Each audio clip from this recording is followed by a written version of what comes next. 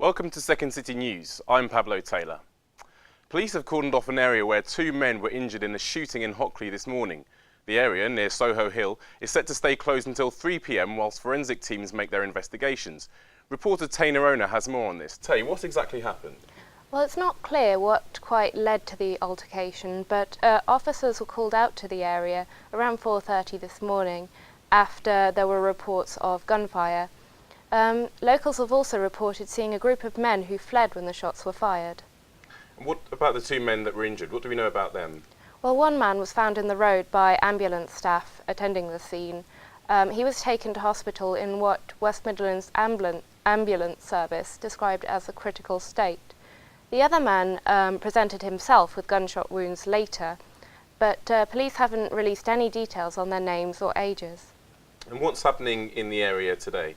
Well, there's quite a bit of disruption for businesses and residents in the area, as the police cordon means traffic and buses are being redirected. Some roads between Villa Park and Hockley Circus are also closed currently. And some of the businesses in the area have been allowed to reopen, but people in the area say they're in shock. Many people say they don't feel safe in their own houses anymore. Thanks, Tay.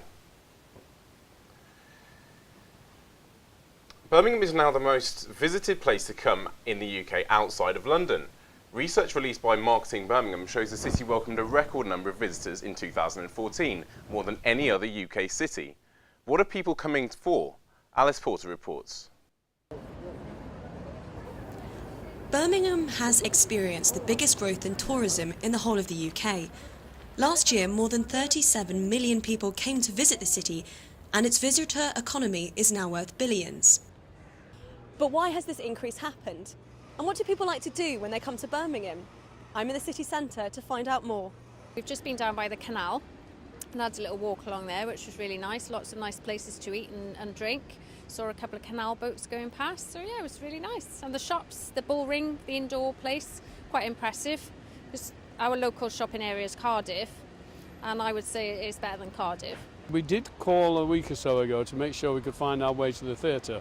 And we walked down the canal system. That was extremely nice. I could enjoy a day there sitting in a cafe having a beer. We spoke to the company behind the research to find out why there's been an increase. There's a real buzz around Birmingham at the moment. You only have to look around at the huge amounts of investment that's going on. You think of our train station, the library, the Cube, and it's all sort of coming together now. And 2014 we had a huge Conservative Party conference.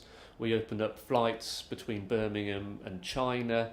So almost sort of a culmination of all the work we've been doing and all of the events and the conferences that have been going on here resulted in a 10% increase of our visitors up to 37.2 million, which is fantastic. With Christmas round the corner and the German markets only 2 weeks away, it seems that the record number of visitors to Birmingham will not be diminishing anytime soon. In the same week, Wolverhampton and Sandwell were named the top 2 least prosperous places to live in the UK, according to a study by the Legatum Institute. The findings reflected not only people's wealth, but also how they viewed their well-being. By contrast, Birmingham appears to be riding a high. In addition to our tourist figures, we were named the MIPIM City of the Year in recognition of our growth, innovation and prosperity. The transformation of New Street Station, the mailbox and the opening of Grand Central Shopping Centre have helped put the city on the map. The last British person to be held at Guantanamo Bay has been released and is returning to the UK. Shaker Aamer had been detained at the American military prison following his arrest in Afghanistan in 2001. It was claimed he had links to Al-Qaeda and Osama bin Laden. I'm joined by Joe Norman, who's been following his return. Joe, what's the latest on this? Well, it's confirmed this morning by the Foreign Secretary, Philip Hammond, that he had been released. The 48-year-old is a Saudi national, but has permission to live in the UK indefinitely because he has a British wife. His plane left Cuba this morning at 4:30 a.m. and arrived at Biggin Hill Airport just under an hour ago. And what was he arrested for in the first place? He was arrested in Afghanistan in 2001 following US claims that he'd led a Taliban unit of fighters and had even been present at meetings with Osama bin Laden himself. Now, he's always denied this. He says he was in Afghanistan with his family, carrying out charity work. In his 14 years as a detainee, he was never taken to trial or charged over anything.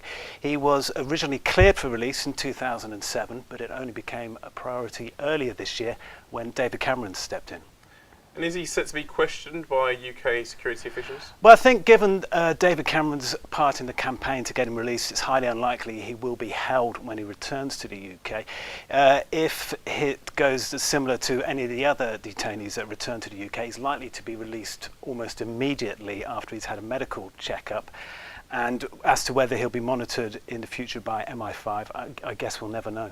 And what's been the reaction to his release? As you can imagine, the reaction's been very positive. Amnesty International welcomed his release, describing his imprisonment as intolerable. Labour leader Jeremy Corbyn's tweeted that it's great news, and former Birmingham detainee Mozambique tweeted his heartfelt thanks for everyone who has fought for his freedom. Thanks, Joe. It's 1 month to St Basil's annual Big Sleep Out. Every year, hundreds of people opt to sleep rough to raise awareness and money for young homeless people in Birmingham. The event is on the 27th of November. Over 240 people have already signed up to take part. Chief Superintendent Chris Todd from Birmingham Police is one of them. I'm familiar with the work that St Basil's do, and it fits really well with our preventative strategy in policing and helping young people. Of course. So the Big Sleep Out is one of their major fundraising events. It's not something I've been involved in before, but a colleague from work first mentioned it, and I like to support charity when I can on a personal basis, and this is a charity that fits in very well with my professional role, Of course. so it seemed like a good fit. Sport now, and there's a busy weekend ahead. The final of the Rugby World Cup between Australia and New Zealand will be kicking off tomorrow at Twickenham. The game starts at 4 and live coverage will be on ITV1 from 3:30. The match referees will be Welshman Nigel Owens, aided by Wayne Barnes from England and Jerome Garcet from France. Halloween is tomorrow, and while children across the city start to think of pumpkins and dressing up, the West Midlands Ambulance Service are preparing for a busy night. A large number of Halloween parties are expected to take place across Broad Street and the Arcadian. Craig Cook from the Ambulance Service suggests people look out for each other, particularly in the dark night. And finally, the weather. Mild for the rest of the day with some light rain showers, top temperature 15 degrees. Tomorrow it will be slightly milder, 17 degrees and overcast. But for those of you trick-or-treating, looks like it will be a dry evening. That's it for Second City News today. Have a great weekend.